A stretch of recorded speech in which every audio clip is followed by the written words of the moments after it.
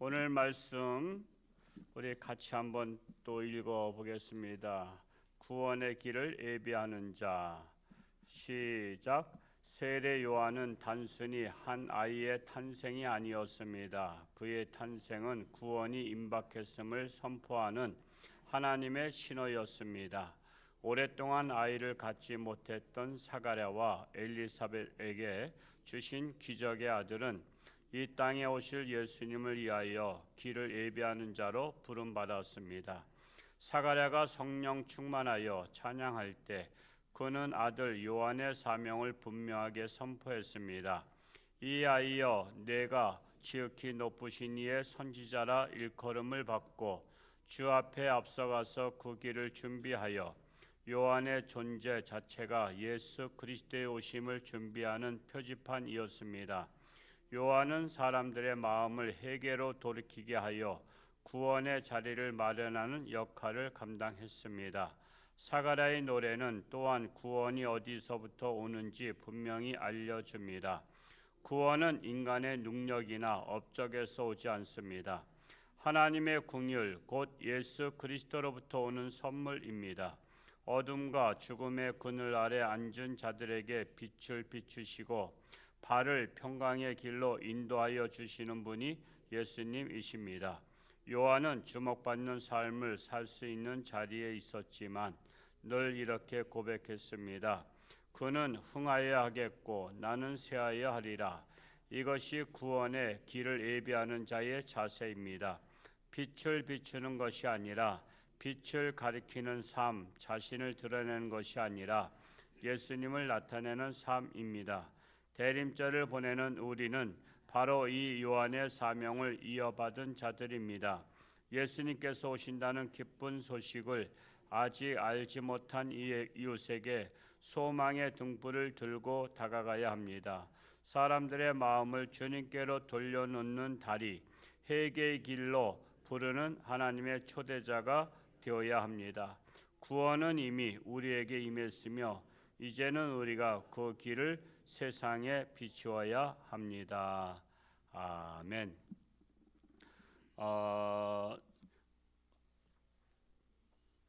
오랫동안 아이를 낳지 못하다가 뒤늦게 낳은 자식들이 대개 크게 되는 것을 볼 수가 있습니다.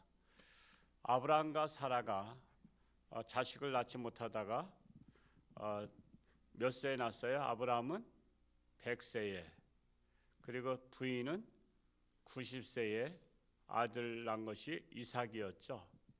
그래서 이삭은 하나님께서 또한 아주 존귀한 자로 들어쓰신 것을 볼 수 있고요.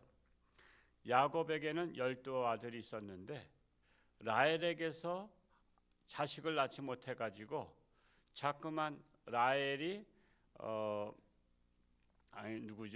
첫째 부인, 그 부인이 또 자기 첩을 들이고 막 이렇게 해서 애를 계속 낳으니까 막 열을 받고 막 그랬었어요. 그러다가 뒤늦게 요셉을 낳았죠.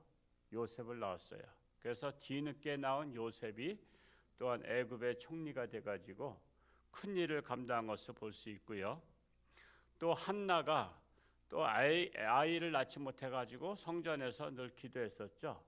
성전에서 기도해서 낳은 아들이 누구예요? 사무엘 선지자가 돼가지고 또 크게 쓰임을 받은 것을 볼 수 있습니다. 그리고 또한 이제 사가랴와 엘리사벳이 또한 하나님 앞에 기도하고 있다가 또한 제사를 드릴 때 하나님께서 아들을 주셨는데 그가 바로 세례 요한인 것을 볼 수가 있습니다. 그러니까 대개 기도로 나온 누뚱이가 또 하나님께서 크게 쓰는 것을 볼 수가 있습니다. 그래서 여러분들 가운데서도 늦게 나온 것이 정말 하나님께서 쓰시려고 하는 하나님의 계획하신 줄 아시기 바랍니다. 저도 저희 부모님이 한 10남매를 낳으셨지만 또 먼저 옛날에 많이 죽었잖아요. 그리고 7남매를 키웠는데 제가 막내, 어머니께서 39에 저를 낳으셨어요. 그래서 또 제가 또 주의 종이 되고 사실은 태어나지 못할 수도 있었던 상황인데 저희 아버지께서 일본으로 또 징용군으로도 끌려가셨었고 또 그랬다가 살아나오셨고 또한 면석이 하셨는데 갑자기 공산군들이 국민학교에 집합해라 그래서 끌고 북한으로 가다가 쌕쌕이가 막 폭격할 때 산속에 숨었다가 또 남한으로 내려오셨어요. 그러다가 남한 내려오시다가 유엔군에게 붙잡혀서 거제도 포로 수용소에서 또 생활을 하셨고 거제도에 가보니까 그 실감이 나더라고요. 그런 가운데서 이렇게 죽을 고비를 많이 넘기셨어요. 그러다 보니까 그런 가운데서 6.25 전쟁도 끝나고 세상이 다 평정을 이루었을 때 제가 태어났습니다. 그러니까 하나님께서 또한 저를 주의 종으로 삼으신 것처럼 여러분 뒤늦게 낳은 자식이 하나님께 정말 기도하면 하나님께서 그를 존귀한 자로 들었을 줄로 믿습니다. 우리 교회는 기도에서 나온 아이들이 참 많이 있는데 우리 이나영 집사님도 기도로 나온 아이들이잖아요. 쌍둥이. 그냥 두 손으로 아기를 낳아야 된다 그래서 그때 간절히 기도해서 쌍둥이가 낳았잖아요. 그러니까 하나님 앞에 바치는 게 중요합니다. 하나님께 바치면 하나님께서 존귀한 자로 들어쓰십니다. 그러니까 자꾸만 하나님 앞에 이렇게 나가게 해야 되는 거예요. 옛날에 유럽은요 왕족이라는 계층이 있잖아요. 그리고 또 귀족이 있단 말이에요. 왕족, 귀족 이렇게 다 있어가지고 왕궁에서 파티를 하면 할 수 있으면 왕족이나 귀족들은요 자기 딸을 이쁘게 단장해가지고 자꾸만 임금 앞에 왕 앞에 나가서 춤을 추게 만들어요. 그래서 춤이 발달됐어요. 왜냐하면 춤추러 이렇게 하는 시간 있잖아요. 유럽 춤추는 것들도 아시잖아요. 이렇게 치마는 납작하게 벌려져 있고 그냥 치렁치렁하면서 춤을 추는데 자꾸만 왕이나 왕자 앞에 눈에 띄어야 이게 며느리 삼을 마음이 생기잖아요. 참 저 누구 네 집 딸인데 저렇게 이쁘냐? 쟤를 공주 저기 뭐야 부인 삼아라. 그래서 며느리 삼고 그랬다고.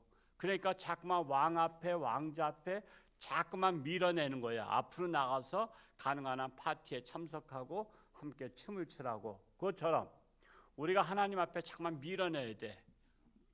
내 자식을 하나님 내 자식 자꾸만 하나님 앞에 알쩡알쩡거리게 해야 돼. 그리고 하나님께서 관심을 가지시고 쟤는 누구야? 그랬더니 누구 집사 누구 권사 아들이래 누구 집사 딸이래. 그러면 하나님께서 어여삐 보시고 하나님이 들어 쓰시는 겁니다. 그러니까 하나님 앞에 나오는 것이 굉장히 중요한 거예요. 그냥 애는 집에 그냥 구석에 처박아 놓고서는 엄마만 기도한다고 되는 게 아니야. 그냥 자식을 빨리 그냥 단장시켜서 하나님 앞에 나오게 하는 게 중요합니다. 그래서 세례 요한도 정말 이렇게 사가랴와 엘리사벳의 기도로 나왔는데 이 땅에 오실 예수님을 위해서 길을 예비하는 자로 사명 가지고 오셨잖아요. 우리 76절과 77절 말씀을 다시 한번 읽어볼까요? 76절, 77절 시작. 이하여 내가 지극히 높으신 이의 선지자라 일컬음을 받고 주 앞에 앞서가서 그 길을 준비하여 주의 백성에게 그 제사함으로 말미암는 구원을 알게 하리니. 그래서 주의 길을 예비하는 자로 이 땅에 오셨다는 것입니다. 우리는 그러면 세례 요한은 예수님의 길을 예비하러 오셨어요. 그러면 우리는 어떤 사명 가지고 이 땅에 태어났어요? 우리는 어떤 사명이냐? 에베소 2장 10절에 보면 우리는 그가 만드신 바라 그리스도 예수 안에서 선한 일을 위하여 지으심을 받은 자니 그랬어요. 우리는 무엇을 위해서 지음을 받았어요? 선한 일을 위해서 지음을 받았어요. 그래서 우리는 선한 일을 늘 하면서 살아야 돼. 그래야 우리의 인생 목적이 달성되는 거야. 하나님의 뜻에 맞는 거야. 그래서 우리는 선한 사람으로 살아가야 한다는 것입니다. 세례 요한은 인기가 있었죠. 그는 광야에서 살면서 예수님보다 더 인기가 있었어요. 그럼에도 불구하고 세례요한은 겸손했어요. 나는 쇠하여야 하겠고 예수님은 흥하여야 하리라. 이렇게 고백을 했어요. 나는 예수님을 나는 이렇게 높이려고 온 것이라고 고백을 했습니다. 즉 잘 나갈 때 조심하라. 겸손했어요. 세례요한은 겸손했습니다. 그리고 오직 예수님께 초점을 맞추었습니다. 우리 또한 신앙생활하면서 신앙이 좋다, 성숙한 자는 어떤 사람이라 했어요? 겸손한 자가 되는 거예요. 겸손한 자가. 우리는 겸손한 자로 살아가야 돼. 그래서 신앙생활 오래 한 사람일수록 겸손해야 돼. 신앙생활 오래 했다고 내가 말이야 이 교회 말이야 무슨 뭐라 그래요? 박힌 돌, 뭐 나 토박이다. 그래가서는 큰 소리 치는 사람. 그 교회들마다 있어요. 꼭 교회들마다. 우리 교회는 없지만 교회마다 그냥 내가 터줏대감 있냐 그런 분들이 있어. 그게 아니야. 우리는 주인은 손님이 오면 잘 맞이하는 거예요. 잘 맞이하는 거예요. 내가 주인님네 하고 큰 소리 치는 게 아니라 손님을 예수님을 대하듯이 주께 대하듯이 우리는 맞이하는 거예요. 겸손한 자가 되고 서빙도 하고 뭐가 필요하냐 되고요. 그래서 참 여기 계신 분들은 점잖하기도 하지만 겸손하기도 하고 남을 높이시는구나. 그래야 되는 것이요. 그래서 우리는 겸손해야지 뭐 그냥 막 지시하는 것처럼 뭐 야단을 치고 큰 소리 치고 그런 사람은 아직 신앙생활을 제대로 배우지 못한 사람이에요. 오늘 이 새벽에 오신 여러분들이야말로 정말 하나님 앞에 늘 겸손한 자로 예수님을 높일 수 있기 바랍니다. 날씨도 추워지고 이런 가운데 있는데 길이 미끄러운데 가실 때도 조심히 가시고요. 항상 우리 교회는 이렇게 신라를 신는 교회다 보니까 조금 좀 여러 가지 세심한 배려가 필요합니다. 신발을 신고 들어오시면 그 신발을 벗는 데 있잖아요. 신발을 벗는 데서 벗으시면 그 자리에 놓지 마시고 안에다가 들어놓으시기 바랍니다. 안에다가. 그 문이라는 게 밖에 문, 안문 있잖아요. 그 안에 쪽에다 신발을 들어놓으시면 더 안심할 수 있고요. 또 그냥 벗어놓으면 뭐가 불편하냐면 다른 분들이 들어오다가 신발을 밟을까 봐 그거 신경 쓰게 돼 있어요. 잠깐만 걸려 넘어질 수도 있고. 그러니까 신발을 그냥 벗어놓는 것은 조금 좀 남에 대한 배려가 좀 약한 거예요. 남들이 와서 편하게 신발을 벗고 들어놓을 수 있도록 안에다가 꼭 보면은 신발을 벗어놓은 분들이 있어요. 누구 건지 모르겠어요. 저는 이렇게 항상 확인을 하고 체크하는 사람이다 보니까 할 수 있으면 우리 어떤 분도 들어오셔서 편하게 신발을 벗고 안에다 들어놓을 수 있도록 그런 것들을 남을 위해서 하는 거예요. 항상 우리는 남을 위해서 해야 돼요. 꼭 자기만을 위해서 사는 게 아니야. 여러분 그래서 이런 예화도 있어요. 사막을 지나가는데 우물이 있어. 이 펌프질하는데 근데 거기에 쓰여 있어. 이 안에 물 한 통이 있습니다. 이걸 절대로 그냥 마시지 마시고 이 물로 물을 넣어야 펌프질을 하는 거 아시죠? 펌프질을 물을 넣어서 물이 나오면 먼저 이 통에다 물을 채우고 나서 물을 마시기 바랍니다. 그게 뭐예요? 다음 사람을 위해서. 이 물은 다음 사람을 위해서 여기다 둔 것이니까 이 물 쓰고 나서 그냥 자기만 마시고 그냥 가버리면 그 다음부터 다음 사람은 마실 물이 없는 거야. 그게 굉장히 남에 대한 세심한 배려입니다. 그래서 성숙한 크리스찬은 항상 남을 배려할 줄 알아야 돼. 남을 배려해서 내가 조금 불편하더라도 남을 배려하는 사람이 그 신앙을 제대로 배운 거야. 그래서 우리 교회는 신앙생활을 제대로 해야 돼. 그냥 그 행함이 없는 믿음은 죽은 믿음이야. 그래서 우리가 항상 이 삶에서 실천을 해야 되는 것입니다. 오늘 하루도 하나님과 동행하며 승리하는 복된 날 될 수 있기를 축복합니다.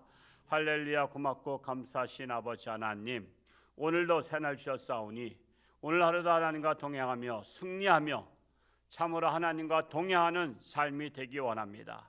참으로 위대한 자들은 하나님을 영광을 돌렸습니다. 예수님께 영광을 돌렸습니다. 교만하지 아니하고 겸손했습니다. 우리 홍천주안교회가 신앙생활 잘하면 잘할수록 겸손한 자로, 타인에 대한 배려를, 세심한 배려를 할 수 있는 자로 성숙한 크리스찬이 되기를 간절히 소원합니다.